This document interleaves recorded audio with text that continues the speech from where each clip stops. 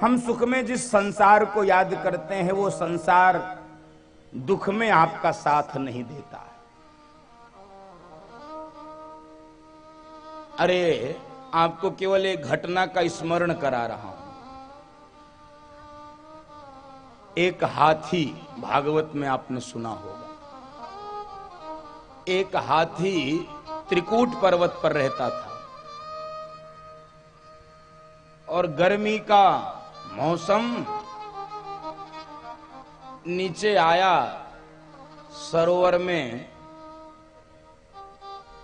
गर्मी से मुक्ति के लिए, जल पीने के लिए, स्नान करने के लिए। उस हाथी के साथ हथिनियां भी थीं, बंधु माता। हथिनियां थीं, स्नान कर रही थीं, आनंद कर रही थीं। और जैसे ही हाथी को ग्राह ने पकड़ा, गज को ग्राह ने पकड़ा, मगरमच्छ ने हाथी को पकड़ा और हाथी धीरे धीरे गहरे सरोवर में जा रहा है। मगरमच्छ पैर पकड़कर खींचा चला जा रहा है। हथनियों ने देखा अब हाथी लगता है मारा जाएगा, एक एक करके हथनियां सब बाहर चली गई। हाथी को लगा बाहर संसार, जब तक मेरे पास बल था, जब तक पुरुषार्थ था, जब तक पैसा था, जब तक पद था, तब तक संसार आपका साथ देता है, तब तक आपके चारों तरफ घूमता है। अरे एक हाथी को वैराग्य हो गया जल में कि ये संसार केवल सुख का साथी है, ये दुख का साथी नहीं है। और दुख का साथी तो मेरा गोविंद है, मेरा राम है, इसलिए जल में से ही पुकार लगा दिया, जल में से ही पुकार लगा, हे गोविंद राखो शरण, अब तो जीवन हारे। बाबा सूर ने लिखा है,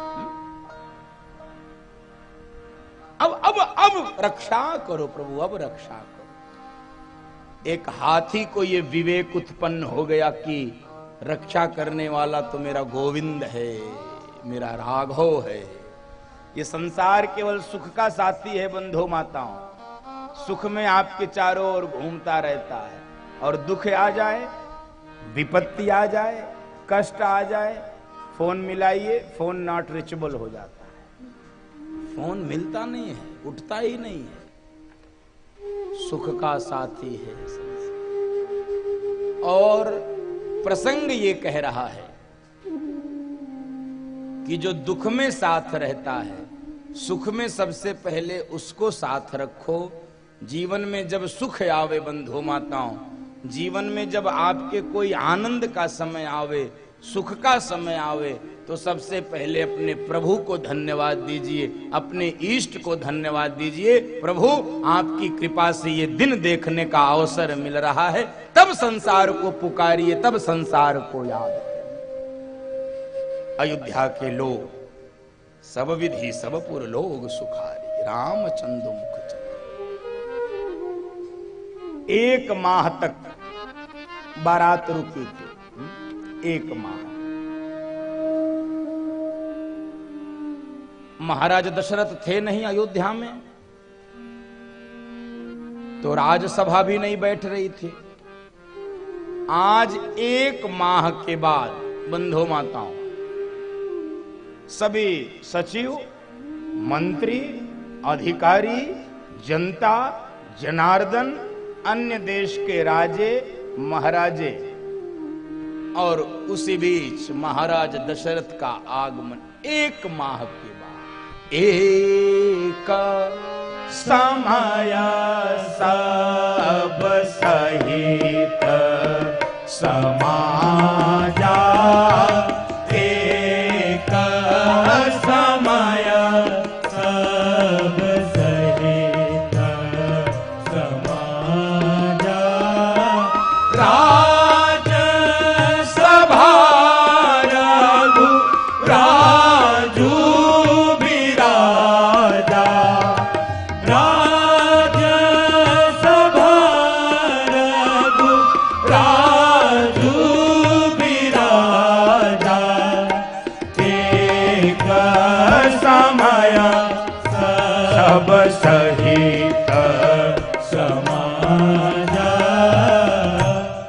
एक समय सब सहित समाज, पूरा समाज इकट्ठा है। महाराज दशरथ का आगमन हुआ, बंधु माताओं, पूरी सभा खड़े होकर जय जयकार, महाराज की जय हो, अन्नदाता की जय हो, प्रजापालक की जय हो, जय हो जय हो जय हो। अब बड़ी जय जयकार हुई महाराज की। तो किसी ने गोस्वामी जी से पूछा, इतनी जय जयकार करवा रहे हो, महाराज दशरथ की कोई खास बात है क्या? कोई विशेष बात है, इतनी जय जयकार क्यों करवा रहे? तो बाबा तुलसी ने कहा, रे महाराज दशरथ की जितनी जय जयकार की जाए उतनी कम है। महाराज कोई सामान्य राजा नहीं है, जिसके घर में ब्रह्म बालक बनकर आया है, जिसके घर में वैदेही बहू बनकर आई है, जिसके घर में भरत जैसा संत पैदा हुआ है, जिसके आंगन में साक्षात काल बालक बनकर खेल रहा है, वो कोई सामान्य राजा है? बंधु माताओं, बाबा तुलसी कह रहे हैं, इनकी जितनी प्रशंसा की जाए उतनी कम है। जो कछु कहिया थोर सब तासु, सब थोड़ी, सब कम है।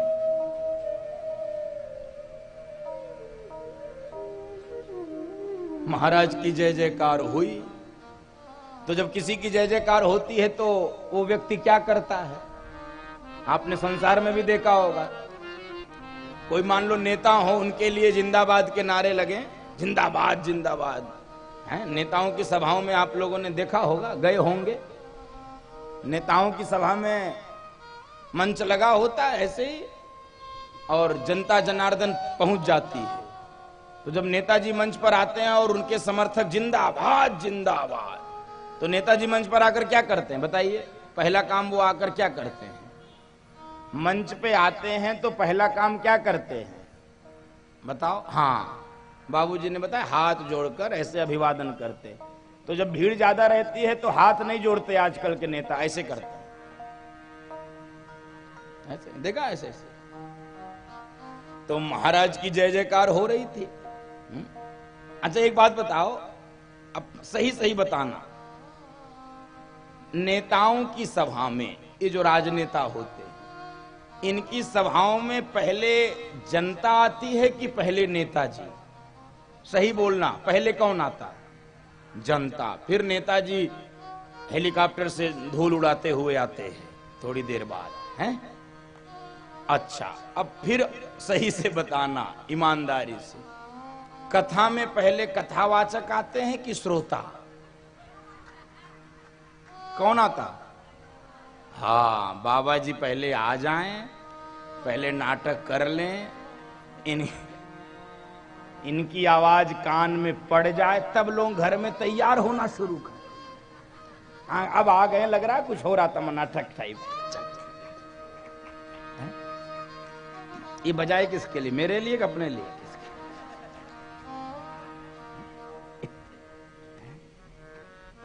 देखो भाई, अब जो भी मिलता हो नेताओं की सभा में, आप पहले जाते हो, मैं नहीं जानता हूं, लेकिन झूठे सच्चे वादे के अतिरिक्त कुछ नहीं मिलता। झूठे वादे सुनने के लिए घंटों धूप में खड़े रहते हैं बंधु माताओं, और भगवान सत्यनारायण की कथा सुनने के लिए विलंब से आते हैं। ये संसार ऐसा कलयुग का प्रभाव हो गया है। झूठे वादे सुनने के लिए घंटों, सत्यनारायण की कथा सुनने के लिए विलंब से। तो महाराज ने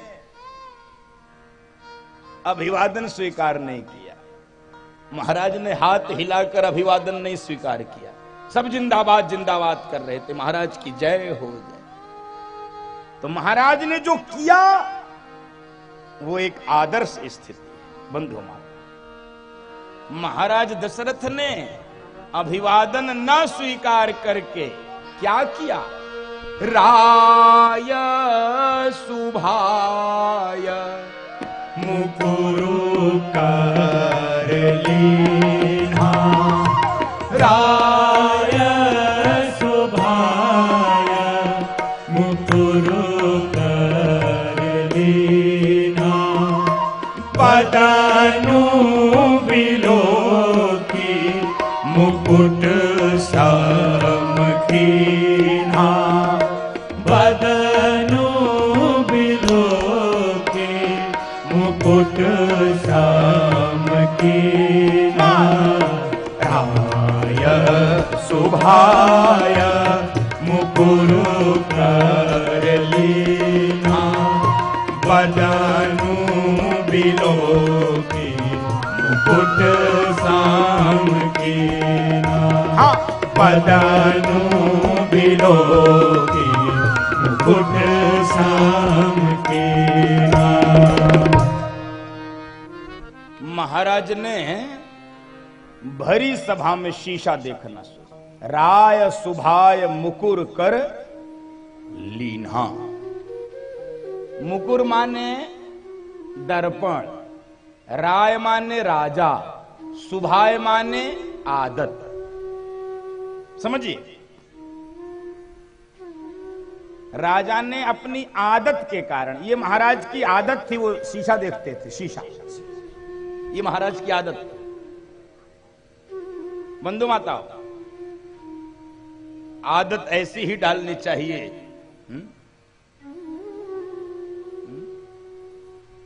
जो ना आपको कष्ट दे ना दूसरों को कष्ट दे। हैं?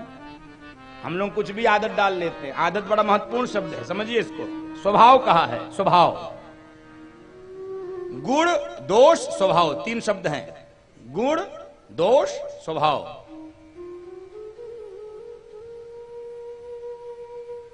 तो गुण और दोष तो परिवर्तनीय हैं, बदले जा सकते हैं। जल्दी जल्दी गुण आ सकते हैं, दोष जा सकते हैं, दोष आ सकते हैं, गुण निकल सकते हैं, ऐसा हो। लेकिन आदत जल्दी से नहीं बदलती। लोग कहते हैं अरे जाने दीजिए, इसकी आदत ही ऐसी है। छोड़िए कोई बात नहीं, इसकी आदत ही है। किसी को डिफेंड करना होता कैसे लोग कहते हैं, इसकी अरे छोड़ो कोई ऐसा। आपको मैं स्पष्ट कर दूं, आदत कहते किसे और आदत बनाते समय कितना ध्यान रखना पड़ता है। जैसे कुछ लोगों को आप कितना भी भोजन करा दीजिए, कितना पेट भर के खिला दीजिए, फिर भी वो नाखून जरूर खाते हैं। देखा, नाखून खाते हैं। कुछ लोग बैठे रहेंगे, कुर्सी पर बैठे अथवा कहीं बैठे, धरती पर पैर हिलाते रहेंगे, पैर हिलाते रहते हैं। आप मना करिए, रुकेंगे, फिर हिला, लगता भूकंप आ जाएगा। है ये क्या है? आदत। और बताऊं कि समझ गए आगे सब न जाने कितने आदत लोगों ने बना लिया है, न जाने कितने लोगों ने। आजकल तो सबसे बड़ी आदत क्या है?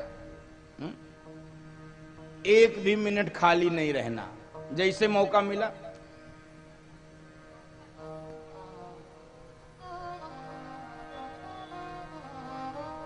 अब सब आदत पीछे हो गई, ये सबसे नंबर 1 पे चल रही, यही ट्रेंड कर रहा है। क्या? मोबाइल। दिन भर। और बंधो माताओं, आदत जो पड़ जाती है छूटती नहीं है, इसलिए अच्छी आदत डाली जाए, बुरी आदतों से बचा जाए। इसी को तो भजन कहा है,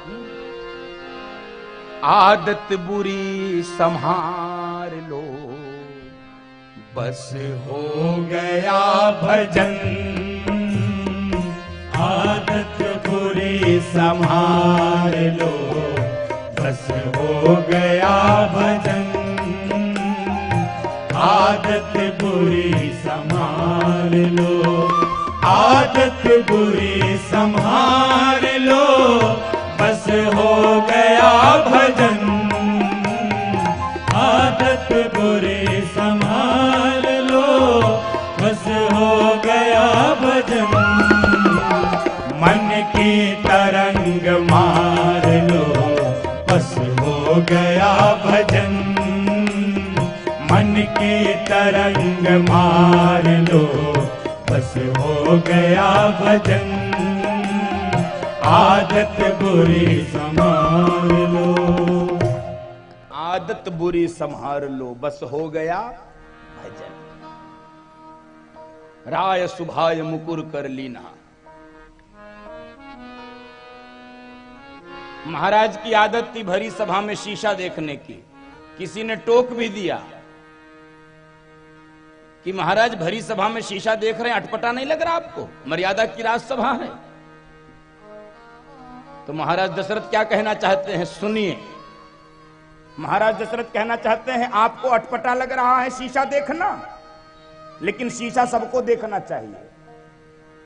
भीड़ में भले न देखिए, अकेले में शीशा सबको देखना चाहिए। एकांत में शीशा सबको देखना चाहिए। क्यों? क्योंकि शीशा ही व्यक्ति का गुरु होता है, शीशा ही व्यक्ति का दुश्मन होता है। और बंधुओं माताओं, स्वयं से शीशा देख लेंगे तो गुरु का काम करेगा, और कोई दूसरा शीशा दिखलाएगा तो दुश्मन का काम करेगा। इसलिए स्वयं से शीशा देखना चाहिए ताकि वो गुरु का काम करे। कैसे? स्पष्ट कर दूं कैसे गुरु का काम करता है। संसार का छोटा उदाहरण दे दूं, इसी उदाहरण को पकड़कर बड़े उदाहरण पर पहुंच जाइएगा। आप स्नान करके निकलिए नहाने के बाद और शीशे के सामने खड़े होइए तो शीशा बता देगा क्या? कान में साबुन छूट गया है? कान में साबुन है, इसको साफ कर ले, बोलेगा शीशा। और मान लो आप नहीं देखे शीशा और चले गए बाजार में, चौराहे पे, ऑफिस पे, दुकान में, तो दूसरा तो देखेगा ना, पहले तो हंसेगा और कहेगा क्या? अपना मुंह तो देख ले शीशे में। तो दूसरा दिखलाएगा तो आपको दुश्मन का काम करेगा, हैं? उसका मुंह भी तोड़ोगे और शीशा भी फोड़ोगे। स्वयं से देखेंगे तो गुरु का काम करेगा। स्वयं से देखने पर शीशा गुरु का काम करता है। शीशा देखने का अर्थ क्या है? आत्मदर्शन, आत्मचिंतन, आत्ममंथन, आत्म परिष्कार, आत्मशोधन, आत्मशुद्धि, आत्म संवाद, आत्म वार्ता, आत्म परीक्षण, सेल्फ एग्जामिनेशन, स्वयं परीक्षण। आपसे अच्छा आपको दूसरा कोई नहीं जानता है बंधुओं माताओं। आपसे अच्छा आपके बारे में कोई नहीं जानता। इसलिए हम कभी अपने से अपनी बात करें, अपने मन की आवाज को सुने, अपना परीक्षण करें। शीशा का अर्थ यही है, इसलिए वो गुरु का काम करता है बंधुओं माताओं।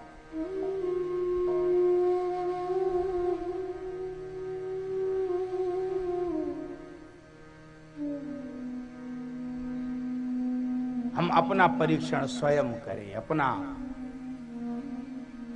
दर्शन स्वयं करें। और हम 24 घंटे में सारे संसार से मिलते हैं, सारे संसार से बात करते हैं, सारे संसार से संवाद करते हैं। हम 24 घंटे में स्वयं से कभी बात नहीं करते। और बंधुओं माताओं, स्वामी विवेकानंद जी ने बोला है कि जो व्यक्ति 24 घंटे में अपने आप से अर्थात स्वयं से बात नहीं करता, वो दुनिया के सबसे बेहतरीन आदमी से मिलने का मौका गंवा देता है, मिलने का मौका छोड़ देता है। जो अपने से बात नहीं करता, अपने से बात करिए। 2 4 5। और बंधुओं माताओं, शीशा गुरु का काम करता है, शीशा सबको देखना चाहिए। और सुनिए, घर में मान लो शीशा न हो तो भी चिंता मत करो। शीशा है कहां? शीशा कहां है? भगवान ने भेजा है, इनबिल्ड है, आपके भीतर है शीशा। शीशा आपके साथ 24 घंटे रहता है, बस हमारा ध्यान नहीं जाता है। शीशा कहते किसे? शीशा है क्या? आपने वो गाना सुना होगा, तोरा मान दर्पण कहलाए, तोरा मन दर्पण कहलाए, तोरा मन दर्पण कहलाए, तोरा मन दर्पण कहलाए। क्या करेगा? भले बुरे सारे कर्मों को देखे और दिखाए, तोरा मन दर्पण कहलाए, तोरा मन दर्पण कहलाए।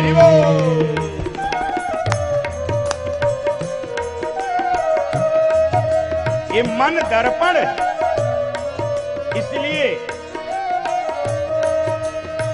भगवान वेद के मंत्र में, वेद भगवान बोल रहे, तन में मनः शिव संकल्प, वो मन शुभ संकल्प वाला होना चाहिए।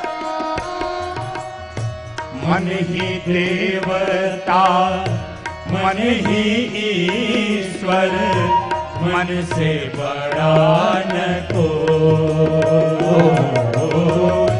मन ही देवता मन ही ईश्वर, मन से बड़ा न को। मन उजियारा जब जब फैले, जग उजियारा हो। मन उजियारा जब जब फैले, जग उजियारा हो। इस उजले दर्पण पर प्राणी धूल न जमने पाए, तोरा मन दर्पण कहलाए, तोरा मन दर्पण कहलाए, तोरा मन दर्पण, तोरा मन दर्पण, तोरा